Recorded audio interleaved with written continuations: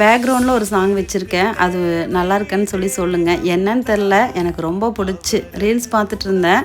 பார்க்கும்போது பார்த்தீங்கன்னா இந்த படம் ஞாபகம் வந்துருச்சு, இந்த சாங்கும் ஞாபகம் வந்துருச்சு. இந்த படம் எனக்கு ரொம்ப பிடிக்கும்.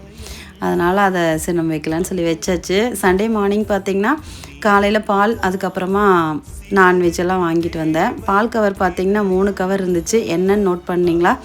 எருமைப்பால், மாட்டுப்பால், நாட்டு மாட்டுப்பால். எனக்கு இந்த 3க்குமே வித்தியாசமே தெரியாது.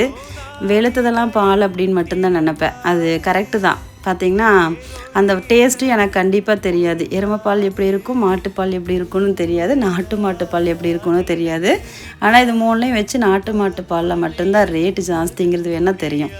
எப்பயுமே மாறி மாறி வாங்கிட்டு வருவேன். ஏன்னா எங்கள் வீட்டில் இந்த பால் தொந்தரவு தான் ஜாஸ்தியாக இருக்கும். போய் வாங்கிட்டு வாங்கன்னு சொன்னால் 2 பேர் போய் வாங்கிட்டு வர மாட்டாங்க.